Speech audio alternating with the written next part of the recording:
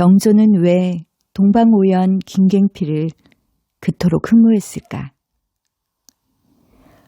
문화전문기자 이재우의 비욘도 포토. 대구광역시 달성군 도동서원. 세종대왕신문 이재우. 조선 도학의 조종으로 평가받고 스스로를 수학동자라 불렀던 한원당 김갱필을 만나러 가는 길. 목적지는 대구광역시 달성군의 도동서원. 도동서원엔 여느 서원에서는 볼 수 없는 특별한 상징물이 하나 있다. 김갱필을 철물 저자에서 효수하라. 갑자년 그해 조선조 동방오연의 수연 한원당 김갱필이 차명을 당했다. 동방오연은 조선 도학을 이끈 5현인 김갱필, 정여창, 조광조, 이연적, 이황을 일컫는다. 한양 정릉동 태생의 한원당 김갱필의 본향은 황해도 서흥. 서흥 김씨의 시조는 고려 19대 임금 명종 시절의 장군 김보. 김갱필은 그런 김보의 10세손이다. 한원당이라는 호는 아내 순천박씨가 살던 합천군으로 장가들면서 거처하던 집 이름이었다. 사화의 광풍에 생을 마감한 이가 한원당 뿐이겠는가 마는 그의 죽음은 유독 억울한 면이 많았다. 연산군 4년 전필제 김종직의 사초 조회제문으로 촉발된 모사화의 칼끝은 김종직과 그의 문도들을 겨눴다. 김갱필은 단지 전필제의 문화에서 수학했다는 이유로 평안도 희천에 유배됐다. 얼마 후엔 전라도 승평부로 이배되면서 갑자사화의 희생양이 됐다. 스스로를 수학동자라 칭한 김갱필. 김갱필과 김종직은 수학을 매개로 사제지간을 맺었다. 21살의 김갱필은 함양 군수로 있던 김종직을 찾아가 제자가 되었다. 김종직은 김갱필에게 수학을 가르치면서 진실로 학문의 뜻을 준다면 마땅히 이것부터 시작해야 한다며 광풍제월이 모두 이 속에 있다고 일깨워 주었다.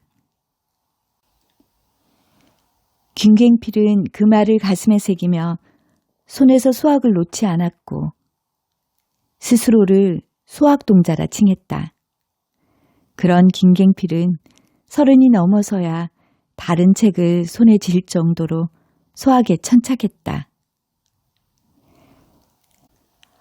퇴계 이황과 사단 칠정 논쟁을 벌이기도 했던 후학 고봉 기대승은 김갱필의 죽음에 대해 이는 선생을 미워함이 극에 달한 것이라고 평가했다. 억울한 죽음이었지만 죽는 순간에는 의연했다. 얼굴빛이 변하지 않았고 천천히 수염을 입에 물면서 이르기를 몸과 털과 살은 부모에게서 받았으니 이것까지 다쳐서는 안 된다며 조용히 형을 받았다. 스승의 그림자조차 밟아서는 안 되던 시절 전필제가 훈구파들에게 쓴소리를 하지 않자 김갱필은 스승을 비판할 만큼 강골이었다. 기대승은 김종직은 대개 문장을 숭상한 반면 김갱필은 실행에 힘쓴 사람이었다는 말로 같은 듯 다른 사제지간을 정의했다. 김종직, 김갱필로 이어지는 학문의 물줄기는 조광조라는 조선 도학의 상징을 만나면서 큰 바다를 이룬다. 무오사화에 연루된 김갱필이 유배지 희천에서 뜻밖의 17세의 청년 정암 조광조를 만났던 것이다. 조광조는 어천도철방으로 부임한 아버지의 임지에 따라갔다가 인근에 유배된 김갱필의 존재를 알게 됐다. 일기일회 사건과도 같은 또 다른 사제지간의 만남이었다. 소학이라는 문장의 숲을 거닐었던 김갱필은 51세의 나이에 화를 입고 역사에서 퇴장했다. 역설적이지만 그는 사후에 오히려 더 존숭되었다.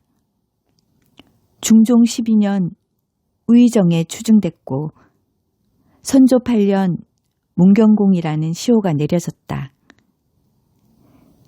광해군 2년엔 동방오현의 수연으로 문묘에 종사됐다. 그렇게 조선 도학의 중심에 한원당, 그가 있었다. 좁게는 그의 가문도 큰 흐름을 이어갔다. 동방오현의 마지막 인물 이왕의 학문을 이어받은 이가 김갱필의 외중손인 한강 정구이다. 경북 송주 출신의 정구는 낙중학을 대표하는 학자, 낙동강 상류가 퇴계학, 낙동강 하류가 남명학의 중심지였다면 낙중학은 낙동강 중류지방의 유학 흐름이었다.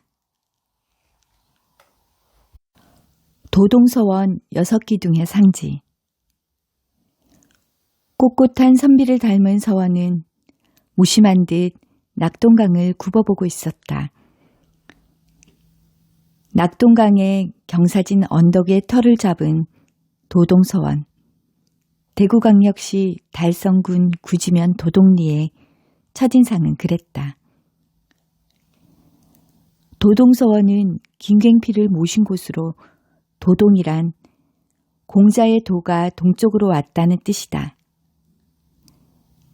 선조 40년에 도동으로 사익된 서원은 한강 정구가 중건했다. 사당에는 김갱필의 위패가 중간에 한강 정구의 위패가 동양으로 모셔져 있다. 많은 서원을 다녀봤지만 도동서원만큼 건축미가 빼어난 곳은 보지 못했다. 담장마저 보물로 지정될 정도다.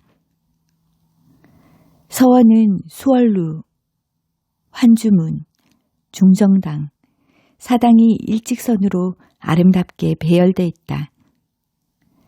서원의 정문인 수월루는 중층 누각 건물로 팔짝 지붕을 하고 있다. 특이하게 단청으로 멋을 냈다. 수월루를 지나면 환주문과 마주한다. 마음의 주인을 부르는 문이라는 뜻. 선비들이 고개 숙여 들어오도록 문을 낮게 지었다. 서원의 본당인 중정당은 서원 건물로는 드물게 주심포 형식의 건물이다.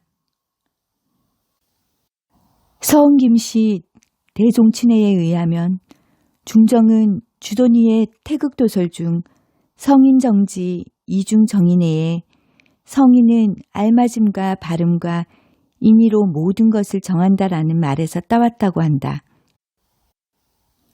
중정당은 한눈에 봐도 여느 서원의 본당과는 격을 달리한다. 기둥의 포수와 상징물 때문이다. 우람한 6개의 미늘림 기둥이 중정당을 떠받치고 있는데 기둥 상단부엔 흰 종이띠가 둘러져 있다. 바로 상지다. 이건 도대체 무슨 의미일까? 서은김씨 대종친회는 상지는 동방오연의 수연인 김갱필 선생에 대한 존숭의 예를 표하는 휘장이라며 전국 서원 중 도동서원에만 이 상지가 둘러져 있다고 설명했다. 오연의 으뜸 선비를 모시고 있는 서원의 자부심인 셈이다. 중정당 뒤편 사당에 별도의 이름을 붙이지 않은 점도 특이했다. 현판 글씨도 서원을 찾는 재미 중에 하나다. 도동서원 현판 글씨는 마루 중앙과 처마 밑에 두 개가 있다. 마루 중앙에는 선조가 하사한 사액 현판이 걸려 있다. 모정 배대 위에 친필. 도동서원 현판 아래 중정당 글씨는 근곡 이관징이 썼다. 처마 밑에 도동서원 현판은 한강 정구가 스승 이왕의 글자를 집각해 모각했다. 이왕은 도동서원 현판 글씨를 자청했다고 한다. 도학 대선배에 대한 예를 다하고 싶었던 건 아닐까. 이왕은 선조 즉위년인 1567년 11월 조광에서 김갱필의 공을 높이 평가한 바 있다. 후세 사람들은 수학을 읽지 않기 때문에 학문의 근본이 없어 경물 치지의 공효를 알지 못합니다. 수학은 비단 연소한 사람들뿐만 아니라 장성한 사람들도 읽어야 할 책입니다. 수학이 우리나라에 유포된 지 오래도록 대의를 아는 사람이 없었는데 김갱필이 학도들을 모아놓고 해석해 밝힘으로써 그 책이 세상에 크게 유행하게 되었습니다. 임금께서도 수학에 유념해야 합니다. 이왕은 그러면서 김갱필을 근세 도학의 조종이라 칭했다. 처마 및 이왕의 글씨를 쳐다보면서 김갱필의 도학적 위상을 짐작해 본다. 이제 선생의 묘로 향한다. 서원에서 800m 떨어진 대니산 중턱. 산 이름에 공자의 자인 중리 글자가 들어간 점도 예사롭지 않다. 김갱필은 배위증 정경부인 순천박 씨와 별도로 모셔져 있다. 부인이 제일 위에, 다음은 김갱필, 그 아래엔 손자묘가 있다. 부인의 묘가 남편 위에 있다니 이 역시 놀라운 일이 아닐 수 없다. 이들 3기의 묘 바로 아래엔 특별한 묘가 하나 있다. 김갱필의 셋째 딸 숙부인 묘다. 출가 외인이던 딸이 시댁이 아닌 친정묘에 묻힌 건 왜일까? 여기엔 이유가 있다. 사원부 감찰 정응상에게 출가한 셋째 딸은 어머니 정경부인이 병환 중일 때 시댁인 성주에서 자주 미음을 끓여왔는데 식지 않고 한결같았다고 한다. 그 정성이 지극하여 정경부인이 유언 삼아 말했다. 내 사후에라도 딸을 가까이 두고 싶다. 그런 셋째 딸은 죽어서 어머니 곁에 묻혔다. 그 셋째 딸이 한강 정구의 할머니다. 남편 정응상이 정구의 할아버지인 것. 내가 김갱필과 같다. 영조의 수아가리. 자, 이제 글의 방향을 좀 틀어본다. 비단 수학은 도학자와 양반들만의 수양선은 아니었다. 임금 중에도 수학을 평생 끼고 살았던 이가 있었는데 바로 영조다. 영조의 제왕 공부는 수학에서 출발했다. 내가 10살에 비로소 소학을 읽어서 잠옷 힘을 얻었다. 소학의 내용이 거칠기는 하지만 인심을 감동시키고 분발시키는데 이 책보다 나은 것은 없다. 영조의 소학아리는 말년까지 이어졌다.